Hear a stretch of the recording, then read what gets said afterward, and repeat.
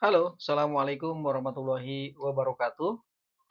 Rekan-rekan mahasiswa, kita berjumpa kembali dalam mata kuliah Pendidikan Karakter untuk Anak Usia Dini. Dan kali ini kita berjumpa dalam pertemuan 10. Pada pertemuan ke-10 ini, kita akan membahas materi tentang model-model pendidikan karakter anak usia dini. Dan supaya kita terkoneksi dengan pemahaman ini, kita coba gali lebih dalam lagi ya tentang pendidikan karakter itu apa sih gitu.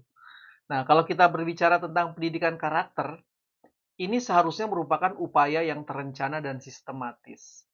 Jadi, pendidikan karakter itu tidak bisa serta-merta, harus terencana dan sistematis. Kenapa? Karena kita kan sedang membantu peserta didik supaya mereka itu paham, memperhatikan, dan melakukan nilai-nilai etika. Seperti itu.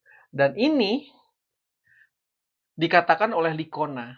Jadi teman-teman kalau teman-teman mencoba mengulang kembali materi sebelumnya, Likona ini kan memiliki 3 hierarki dalam pendidikan karakter itu. Knowing good, kemudian loving good, dan terakhir adalah acting good, gitu ya. Atau dalam sumber-sumber lain dikatakan bahwa moral knowing, kemudian moral loving, dan terakhir moral acting. Nah, jadi itu adalah hierarki yang harus dilakukan dalam rangka melakukan pendidikan karakter.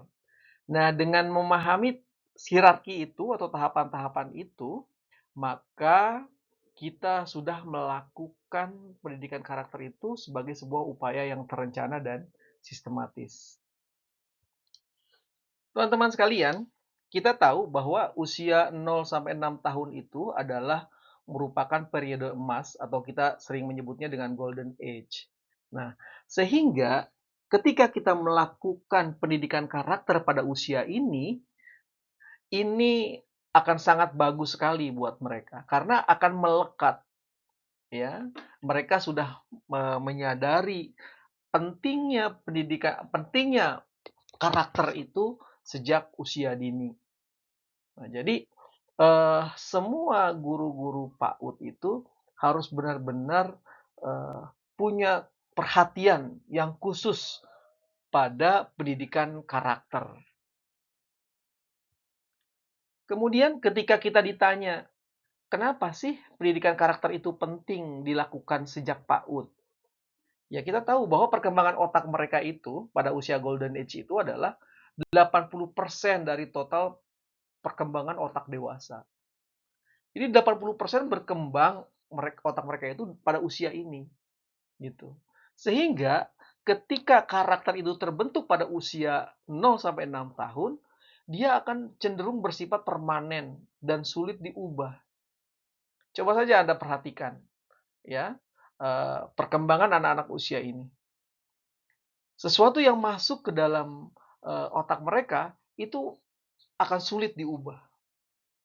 Dan kalau sudah sulit diubah, dia akan menjadi pondasi. Pondasi moral, pondasi sosial, bahkan pondasi emosional gitu.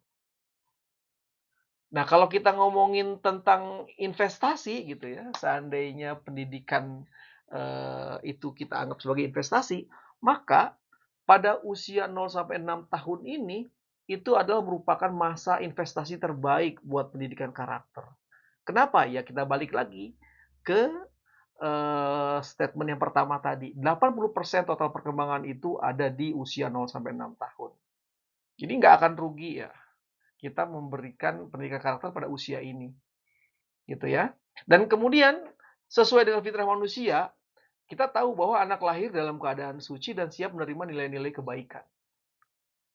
Ini yang menjadi alasan kenapa pendidikan karakter itu penting dilakukan sejak dini. Sekarang kita coba ya mulai masuk ke pembahasan tentang model pendidikan karakter. Kenapa sih pendidikan karakter itu ada model-modelnya segala gitu. Teman-teman kita kan tahu ya, keadaan anak gitu ya, anak-anak didik kita di usia ini kan, eee, beraneka ragam lah ya. Sehingga satu model tertentu diterapkan kepada satu anak atau kelompok anak, belum tentu cocok diterapkan kepada, eee, kelompok atau satu anak yang lainnya, gitu. Jadi, ketika kita memahami beberapa model atau berbagai macam model pendidikan karakter, maka kita bisa menentukan mana yang paling tepat kita berikan atau kita terapkan pada, anak-anak tertentu, gitu. Jadi kalau kita ngomongin tentang model pendidikan karakter itu apa, ya anggaplah ini sebuah prosedur sistematis, gitu. Prosedur sistematis itu di mana prosedur ini kita lakukan untuk mengorganisasikan pengalaman belajar anak. Gitu. Jadi kan pengalaman belajar anak itu macam-macam. Nah, ini harus kita, apa namanya, kita organisasikan pengalaman itu dengan langkah-langkah, atau cara-cara yang benar gitu ya, atau dalam hal ini adalah dengan prosedur yang sistematis supaya bisa mencapai tujuan pembentukan karakter tertentu, gitu ya, supaya bisa tercapai. Jadi nggak asal-asalan. Ini yang dikatakan bahwa pendidikan karakter itu harus terencana dan sistematis, gitu. Jadi harus ada prosedur-prosedurnya. Gitu. Jadi dengan demikian, sebuah model ini bisa jadi pedoman bagi kita, para pendidik, dalam merencanakan dan melaksanakan pembelajaran karakternya atau pendidikan karakternya. Gitu. Jadi dia akan dijadikan pedoman buat kita. Nah, karena tadi model itu sebuah prosedur sistematis, maka tentunya sebuah prosedur sistematis itu punya komponen. Ada yang namanya sintaks atau langkah-langkah pembelajaran yang terstruktur dan berurutan. Ada sintaksnya kalau kita ngomongin model. Di situ pasti ada sistem sosial, karena ada pola interaksi nih antara pendidik, anak didik dan lingkungan belajarnya, bahkan dengan orang tua gitu, ya. Ada sistem sosial di dalam komponen ini. Ada prinsip reaksi yang harus kita penuhi atau kita kita lakukan. Apa itu ya? Cara pendidik merespon dan memfasilitasi perilaku anak gitu. Ya karena tadi kondisi si anak itu berbeda-beda, maka cara kita dalam merespon perilaku yang muncul dari mereka pun ya harus sesuai dengan kebutuhan mereka. Kemudian dibutuhkan juga sistem pendukungnya, yaitu sarana prasarana dan lingkungan, gitu. Dan harus berdampak, gitu ya. Harus ada dampaknya. Jadi ini merupakan komponen-komponen model dari pendidikan karakter. Yang pasti, teman-teman, setiap model tertentu itu pasti ada sintaksnya atau ada langkah-langkahnya.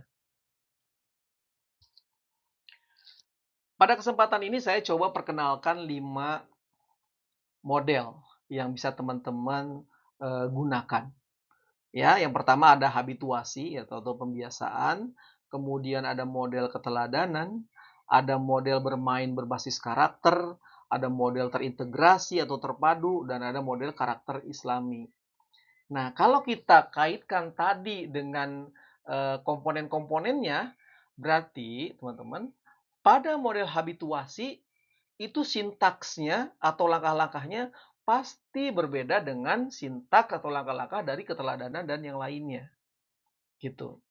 Kemudian pendukungnya, sarana prasarananya juga pasti berbeda, habituasi dan yang lainnya, gitu. Kemudian cara interaksinya, interaksi sosialnya, ya pasti berbeda, habituasi dengan keteladanan dan sebagainya. Jadi teman-teman, itu yang, kalau secara teori tadi dikatakan ada komponen-komponennya, eee, maka dalam penerapannya gitu ya, kita harus, tahu bahwa memang komponen-komponen itu akan diterapkan berbeda pada model-model yang berbeda gitu. Mungkin ada kesamaan di antara satu dengan yang lainnya gitu ya, itu tidak menjadi masalah gitu. Nah, teman-teman, dari kelima model ini lagi-lagi, eee, prinsip ketika kita melaksanakannya atau menerapkannya itu adalah lihat materi apa yang sedang atau yang akan kita berikan kepada mereka. Sehingga kita bisa pilih mana yang paling cocok gitu. Kalau misalnya kejujuran gitu ya, akan lebih cocok pakai habituasi atau keteladanan? Disiplin, habituasi, atau keteladanan? Atau apa gitu? Ya, jadi seperti itu penerapannya. Kita lihat yang pertama di sini ada model habituasi atau pembiasaan. Nah, model habituasi itu berlandaskan pada pemikirannya si Aristoteles gitu ya. Seorang filsuf gitu ya, yang menyatakan bahwa karakter terbentuk melalui kebiasaan atau habits. Ya, apa namanya, ya banyak ya tokoh lain yang menyatakan bahwa karakter terbentuk melalui kebiasaan. Silakan teman-teman cari referensi lain gitu ya. Tokoh-tokoh Islam siapa yang menyatakan memiliki kesamaan teori dengan si Aristoteles ini. Lagi-lagi, kenapa kita gunakan atau kita jadikan habituasi ini sebuah model? Ya, landasannya adalah bahwa karakter terbentuk melalui kebiasaan gitu. Nah, menurut si Aristoteles ini, kebajikan bukan sesuatu yang dibawa sejak lahir. Sesuatu karakter gitu ya, kebaikan itu bukan dibawa sejak lahir, melainkan diperoleh melalui praktik berulang sehingga menjadi watak kedua atau second nature gitu. Jadi menjadi terbiasa gitu. Kalau dia misalnya disiplin, nah disiplin ini masih makro ya. Nanti disiplin itu harus kita turunkan lagi nih dalam pertemuan berikutnya nanti kita akan pelajari itu. Ya, bahwa disiplin itu tidak dibawa dari lahir, tapi itu terbentuk karena praktik yang berulang-ulang. Jadi ketika kita membiasakan anak-anak itu menyimpan mainan setelah digunakan pada tempatnya gitu ya, ya itu akan terbentuk seperti itu. Nah, ada lagi nih si Thomas Likona ya, tadi yang quote yang kita gunakan di pertemuan awal tadi ya. Nah, dia ini dalam konsepnya menekankan atau membuat 3 tahapan gitu ya, atau hierarki, mulai dari mengetahui kebaikan gitu ya, knowing the good gitu, dan kedua adalah merasakan kebaikan, feeling the good, dan terakhir adalah melakukan kebaikan, doing the good. Atau dalam sumber lain ini adalah moral knowing gitu ya, kemudian moral loving dan moral acting. Jadi dia tahu dulu, kemudian dia merasakan dan akhirnya dia mengimplementasikan atau menerapkan kebaikan itu. Nah, itu tahapannya dan ini terbentuk melalui pembiasaan gitu. Kalau kita ngomongin tentang prinsip dasar model habituasi ya harus ada repetisi atau pengulangan. Kebiasaan baik itu diulang terus secara konsisten gitu ya, setiap hari pada waktu yang sama, gitu. Ya. Kemudian ada graduasi, pembiasaan dimulai dari yang sederhana, ditingkatkan secara bertahap. Jadi jangan lompat, gitu, tidak melompat, sesuai dengan hierarki atau tahapan-tahapan yang Likona sampaikan tadi. Harus konsisten. Semua ekosistem, guru, orang tua, tata usaha, semuanya harus menerapkan hal yang sama, gitu. Nah, kalau memungkinkan gitu ya, ada reward dan reinforcement gitu ya, gitu. Jadi ada penguatan, ada modeling gitu. Jadi ini prinsip habituasi yang memang harus dilakukan sama kita sebagai pendidik dan sebagai sebuah sistem. Teman-teman, ada 3 kategori dari pembiasaan. Pembiasaan ini ada yang disebut dengan pembiasaan rutin, ada yang disebut dengan pembiasaan yang sifatnya spontan, dan ada yang sifatnya pembiasaan keteladanan. Apa ini? Coba kita lihat. Nah, bentuk pembiasaan rutin misalnya baris berbaris dan berdoa sebelum masuk kelas. Ini pembiasaan yang rutin, gitu. Kemudian mengucapkan salam ketika bertemu guru. Ini pembiasaan rutin.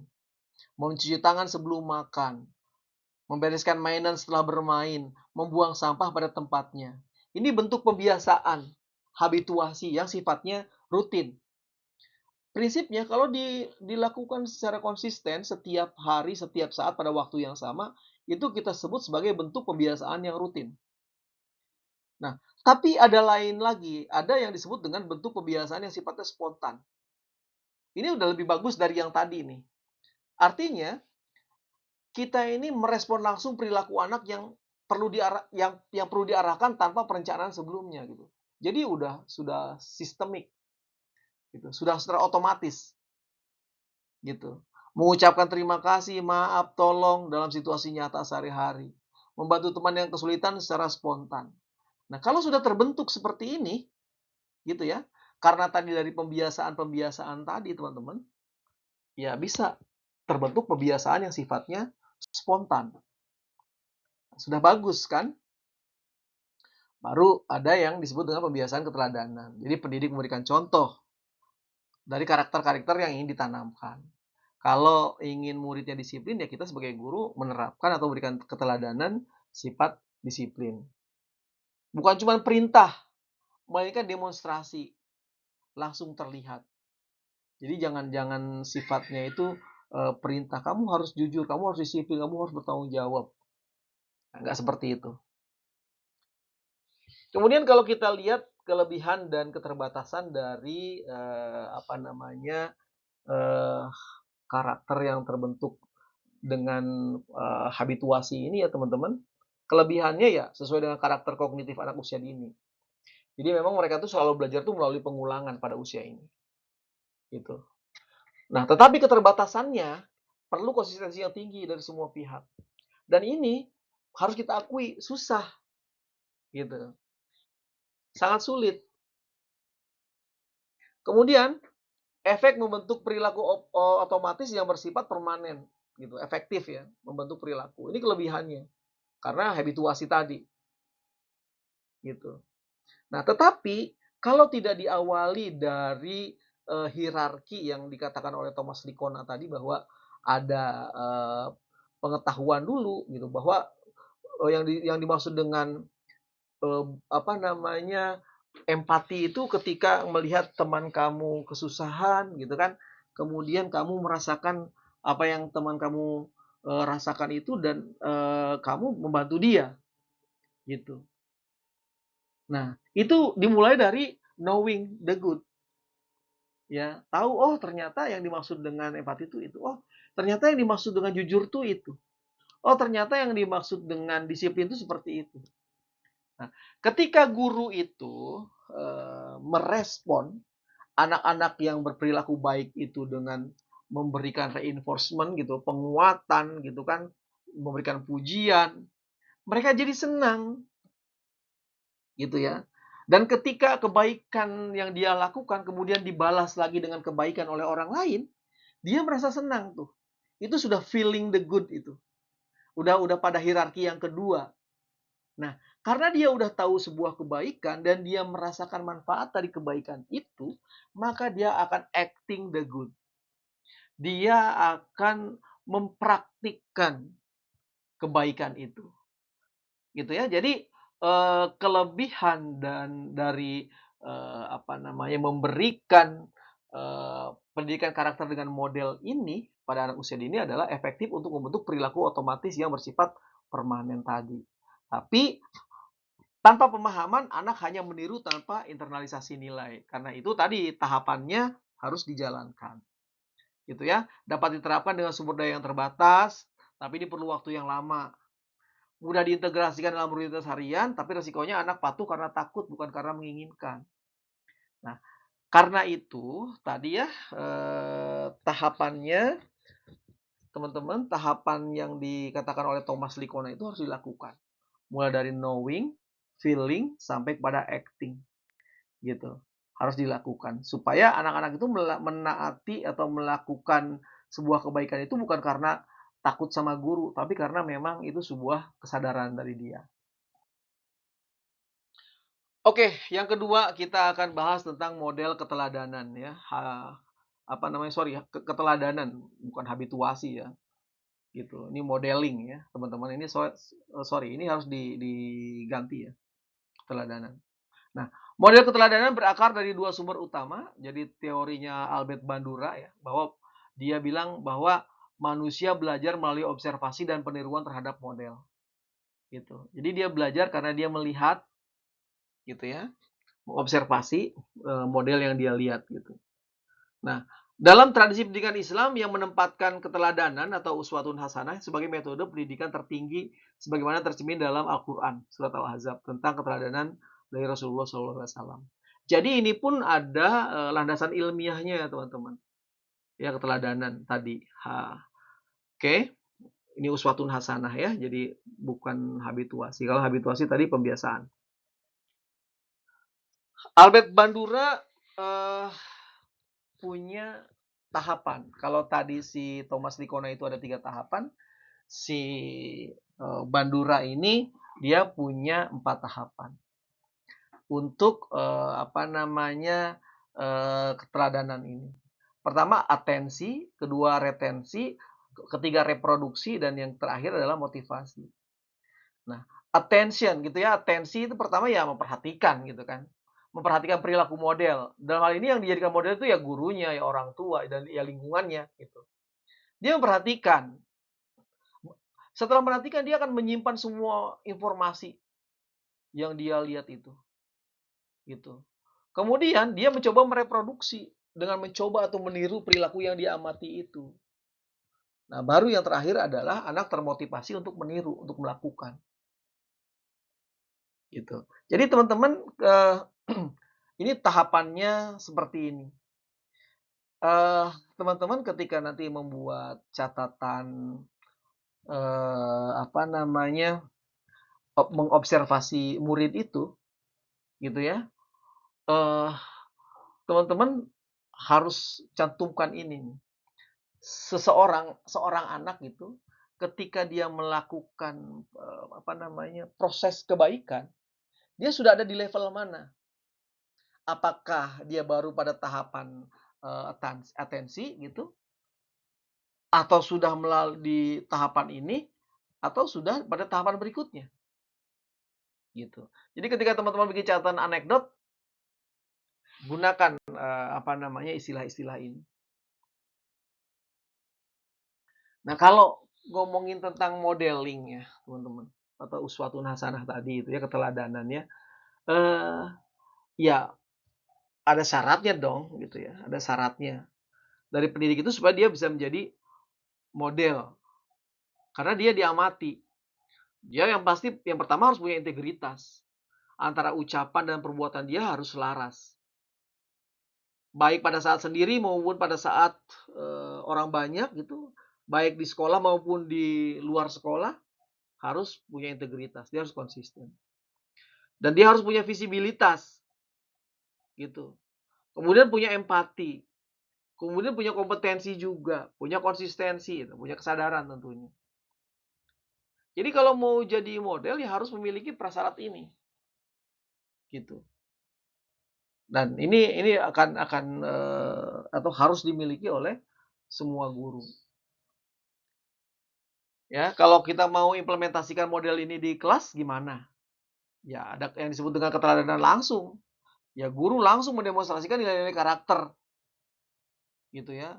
Dia berbagi makanan, dia mengucapkan meminta maaf gitu, ya. Dia langsung mendemonstrasikan dalam kehidupan sehari-hari. Perilaku disiplinnya apa gitu kan? Ya guru juga merapihkan peralatan-peralatan kerja dia gitu ya. Kalau keluar masuk ruangan karena ruangannya ber-AC, pintu harus selalu tertutup misalnya, ya guru pun ketika keluar masuk harus menutup pintu. Tidak membuang sampah sembarangan gitu. Jadi semua itu akan dilihat sama muridnya melalui keteladanan langsung. Ada juga yang keteladanan itu yang sifatnya tidak langsung. Gitu ya. Guru secara natural menunjukkan karakter dalam interaksi sehari-hari gitu. Karena memang dia sudah terbiasa ya, dia secara alamiah gitu kan, dia menunjukkan karakter seperti itu. Gitu. Jadi tidak tidak sedang dibuat-buat. Nah, bisa jadi dengan kisah-kisah inspiratif, ada tokoh-tokoh tertentu. Kita bisa menghadirkan ke dalam kelas atau melalui cerita atau melalui tontonan di video gitu. Lihat anak ini gitu, dia berbuat baik, ada tayangan videonya atau ada kisahnya gitu. Kemudian, tentang integrasi dengan nilai-nilai Islam, gitu ya. Dalam perspektif PAUD, model keteladanan memiliki landasan teologis yang kuat, ini pasti. Rasulullah itu kan uswatun hasanah. Ini harus kita perkenalkan kepada mereka sejak dini melalui kisah-kisah, ya, kisah-kisah tentang Rasulullah, gitu. Nah, yang terutama harus kita tanamkan kepada mereka ini adalah ya sifat-sifat Rasulullah, sidik, amanah, tablik, fatona. Tertanam terus sama generasi muslim sejak dini itu. Tentang sifat-sifat Rasulullah itu. Sidik, amanah, tablik, fatona. Itu terus ya. Sehingga dia tertanam dalam memori jangka panjang anak-anak. Gitu. Jadi ini tantangan buat guru-guru di PAUD sebetulnya dalam memberikan pendidikan karakter. Kita ke model yang ketiga ya teman-teman, yaitu model bermain berbasis karakter, play based. Jadi kalau model ini kan kita udah tahu gitu ya. Memang secara fundamental itu di PAUD atau di TK itu bermain adalah belajar. Play is learning, play is learning, play is learning. Bermain adalah belajar gitu. Jadi kita menggunakan terminologi bermain. Ayo anak-anak hari ini kita bermain. Gitu. Kita bermain gitu ya. Itu lebih baik daripada kita mengatakan hari ini kita belajar apa gitu. Ya. Katakan pada anak hari ini kita akan bermain apa gitu. Ya. Play is learning. Nah, Frederick Froebel ini ya teman-teman, ini kita kenal sebagai bapak taman kanak-kanak gitu ya. Nah, dia mengatakan bahwa bermain adalah kegiatan tertinggi pada masa kanak-kanak dan media utama perkembangan karakter. Jadi bermain itu berada pada tahta yang tertinggi nih di masa anak-anak menurut bapak teman kanak-kanak ini. Dan Piaget mengatakan bahwa anak belajar melalui interaksi aktif dengan lingkungan. Teorinya si Jean Piaget ini kan memang teori konstruktivisme gitu. Si Vygotsky juga mengatakan bahwa bermain itu harus berada pada ZPD ya, Zone Proximal Development. Nah, mengenai ini apa gitu ya, kita akan belajar secara khusus sebetulnya di zona proksimal ini pada mata kuliah lainnya gitu ya. Nah, tapi saya bisa jelaskan pada slide berikut ini. Teman-teman, anak-anak TK itu ya dalam memberikan bimbingan kepada mereka itu ini harus bertahap memang gitu ya. Jadi anak-anak ini harus kita tempatkan pada zona proksimal mereka gitu. Jadi zona proksimal itu adalah sebuah zona di mana anak-anak itu berada pada kondisi yang siap untuk berkembang atau bertumbuh pada fase berikutnya. Dan ketika teman-teman itu membimbing mereka, kita harus melakukan dengan menggunakan konsep scaffolding. Scaffolding itu dalam bahasa sehari-harinya Astegger ya teman-teman. Teman-teman lihat Astegger. Ketika orang membangun rumah, ya, mulai dari pondasi gitu, dia ingin membangun tembok itu kan semakin tinggi. Maka ketika dia eh, ingin mencapai ketinggian tertentu, si tukang ini akan bikin Astegger dengan bantuan Astegger, sehingga dengan bantuan Astegger itu dia bisa pasang batu lebih tinggi gitu. Tetapi apakah Astegger itu akan terus dipasang ketika rumahnya jadi? Tidak. Astegger itu akan dilepas, teman-teman, setelah bangunannya itu jadi. Nah, jadi guru itu berperan sebagai Astegger itu. Hanya memberikan bimbingan sesaat sampai anak itu benar-benar bisa kita lepas. Gitu ya. Nah, di tahapan pertama ini kita memberikan pendampingan gitu ya. Menjadikan mereka itu asisten gitu, memberikan asistensi pada mereka. Gitu ya, atau kita sebut sebagai scaffolding yang saya jelasin tadi. Kemudian tahapan berikutnya sedikit demi sedikit kita kurangi tuh bimbingan kita itu. kita kurangin.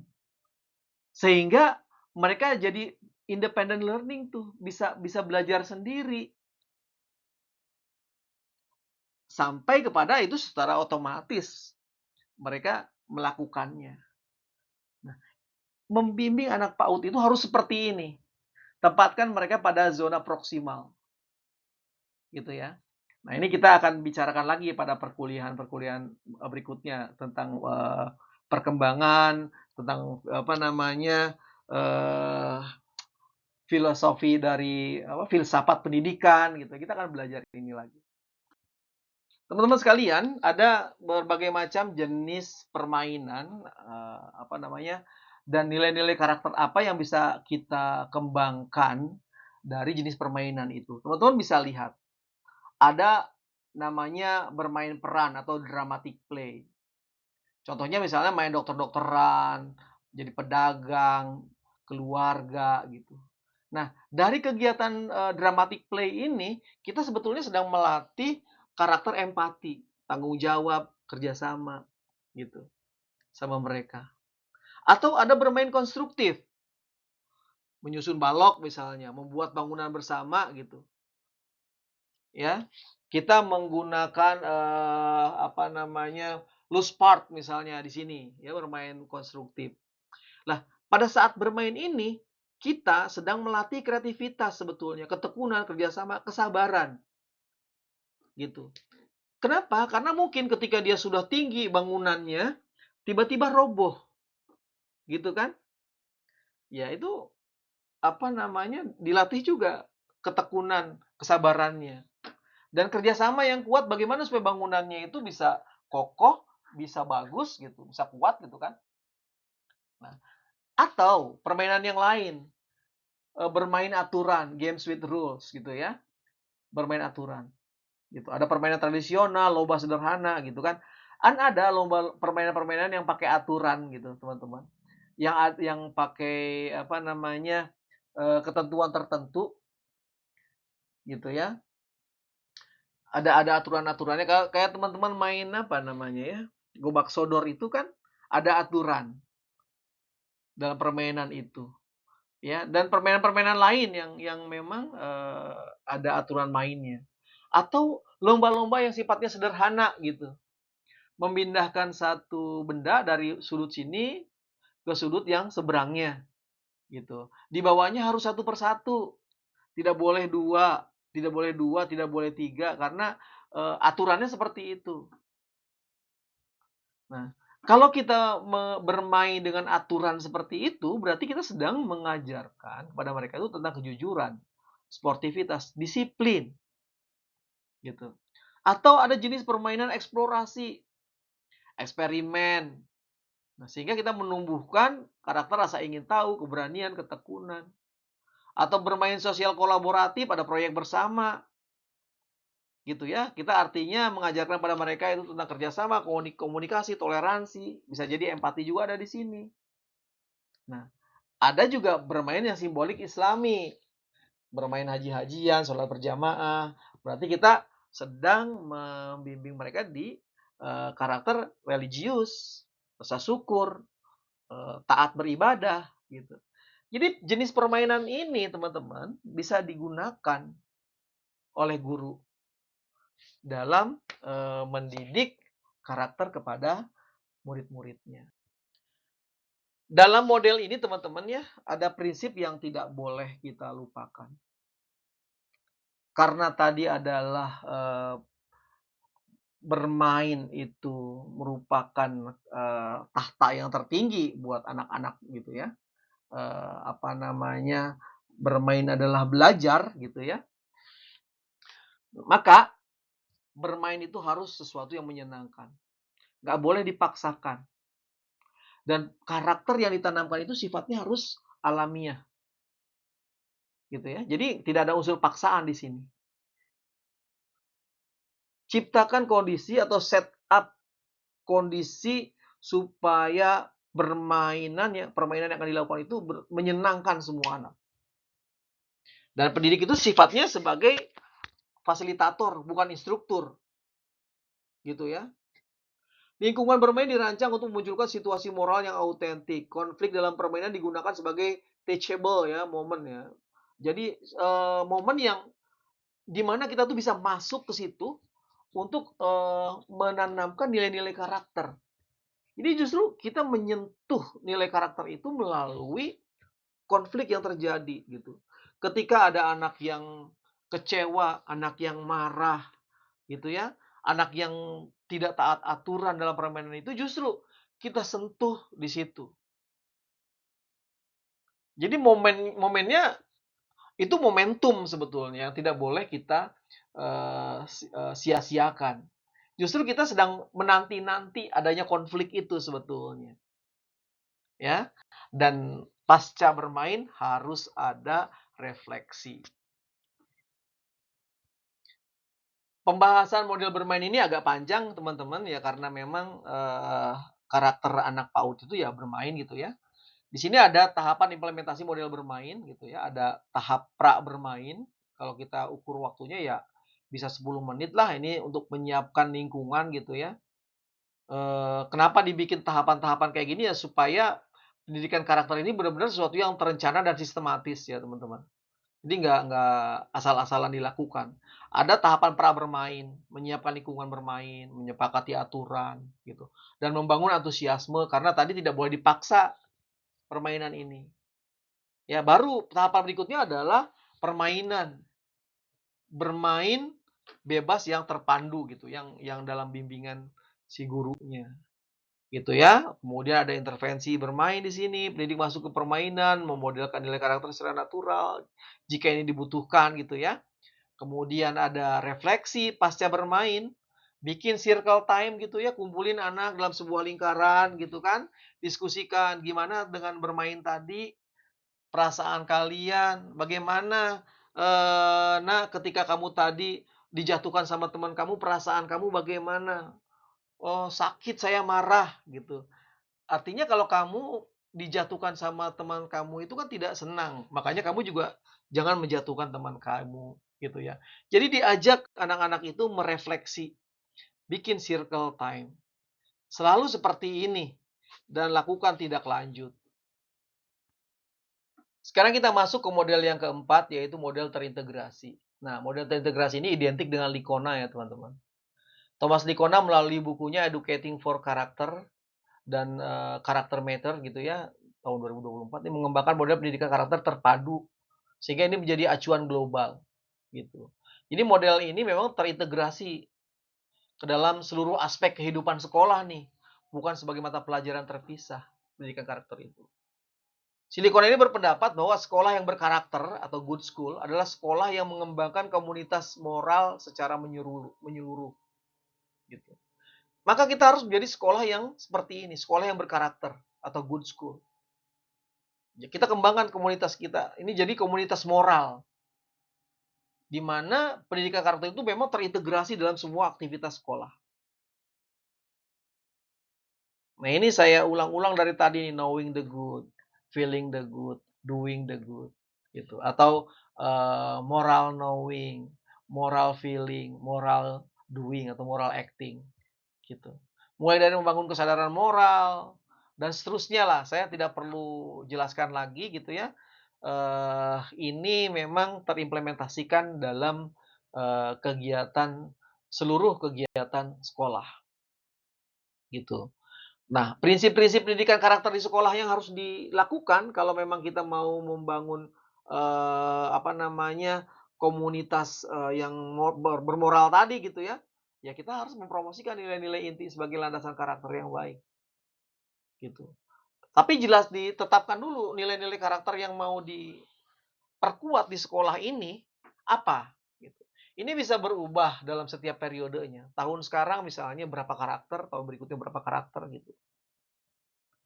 Gitu ya. Dan kita harus, definisikan karakter ini secara komprehensif, secara pikirannya, perasaan maupun tindakannya. Tadi kan knowing, feeling, acting, gitu ya. Menggunakan pendekatan yang komprehensif, proaktif, dan efektif, menciptakan komunitas sekolah yang peduli, memberikan kesempatan untuk bertindak moral, memiliki kurikulum akademik yang bermakna dan menantang. Nah, ini prinsip pendidikan karakter di sekolah gitu ya. kalau mau membangun komunitas yang bermoral tadi. Lainnya adalah mendorong motivasi diri anak, melibatkan staf sekolah sebagai komunitas pembelajaran moral. Jadi bukan cuma guru, staf juga harus terlibat. Pokoknya semua komponen harus terlibat. Dan yang penting juga menumbuhkan kepemimpinan moral. Libatkan orang tua dan masyarakat sebagai mitra. Lakukan evaluasi karakter sekolah gitu ya, secara menyeluruh juga dan secara berkala. Nah, pengimplementasiannya gimana gitu? Mengimplementasikan pendidikan karakter yang terintegrasi ini. Ya dalam konteks PAUD, model terpadu dari Likono ini diimplementasikan melalui integrasi nilai karakter dalam seluruh kegiatan gitu. Pada kegiatan mulai dari pembukaan, di kegiatan inti pembelajaran, pada saat istirahat, pada saat penutupan, dan komunikasi dengan orang tua. Ini benar-benar terintegrasi. Teman-teman, di sekolah PAUD itu tidak ada istilah jam istirahat. Ya, bukan berarti jam istirahat itu anak-anak bermain di halaman, guru-guru masuk kantor, bukan. Kalau jam istirahat, anak-anak bermain di halaman dengan menggunakan berbagai macam jenis permainan gitu ya, di halaman sekolah. Kemudian gurunya masuk ruang guru gitu istirahat juga, itu belum terintegrasi pendidikan karakternya. Justru pada saat anak-anak bermain itu dibutuhkan kehadiran orang dewasa, yaitu kita sebagai gurunya. Kenapa? Karena kemungkinan pada saat mereka bermain akan muncul konflik. Ada anak yang tidak disiplin ketika main perosotan. Harusnya naik dari belakang, kemudian dia merosot. Ini ada anak misalnya naik dari depan dari perosotannya. Nah, ada anak yang lain marah yang mau turun itu, yang mau merosot itu. Nah, bayangkan ketika tidak ada guru atau tidak ada orang dewasa di situ. Wah, repot itu.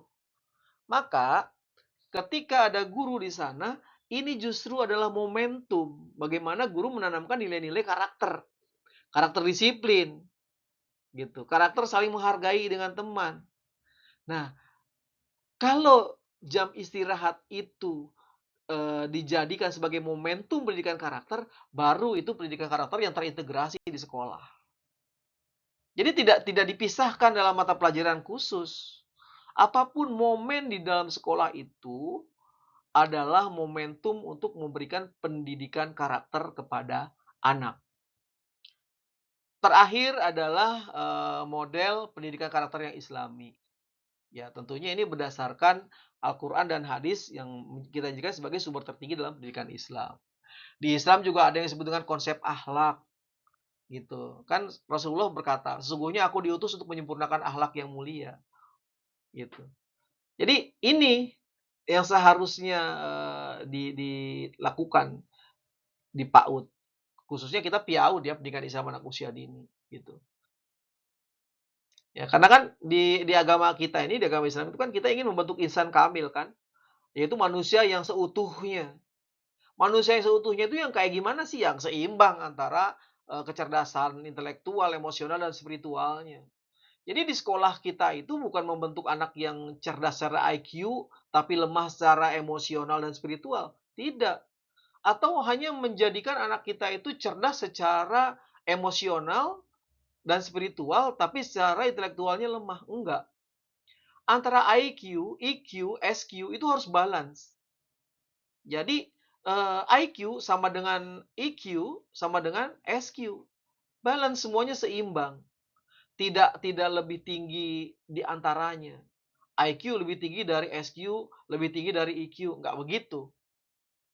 Nah, tujuan pendidikan Islam itu kan membentuk insan kamil tadi, membentuk manusia yang seutuhnya, manusia yang paripurna. Maka konsep dengan model pendidikan karakter yang Islami ini sangat baik. Nah, teman-teman terapkan di sekolahnya masing-masing, model mana yang mau digunakan. Nah, kalau kita ngomongin yang paling mudah diterapkan ya tadi, tentang sifat-sifat Rasulullah, sidik, amanah, tabligh, fatona. Terapkan aja ini, gitu.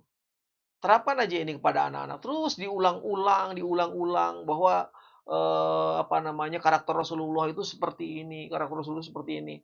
Anak bercerita kepada orang tuanya di rumah. Wah, bikin orang tuanya bangga gitu. Dan semakin percaya kepada sekolah. gitu.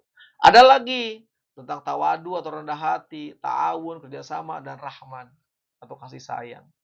Ini nilai-nilai yang harus kita, karakter-karakter yang harus kita berikan kepada anak-anak kita di sekolah.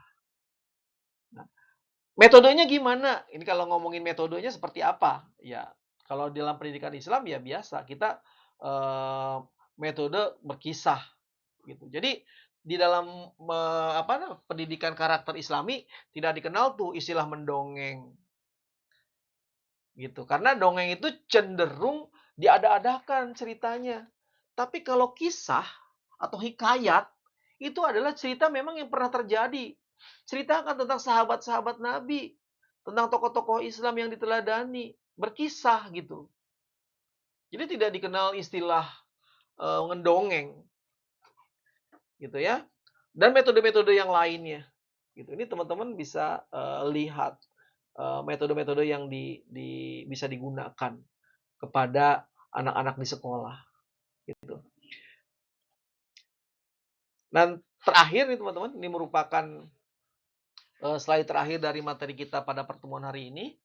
Ya, kita tentunya ingin mengintegrasikan ruh Islam dalam setiap kegiatan rutinitas, baik pada saat pagi hari, kegiatan inti, pada saat istirahat, pada saat kita menutup atau closing gitu ya, dan pada saat kita berkomunikasi dengan orang tua gitu.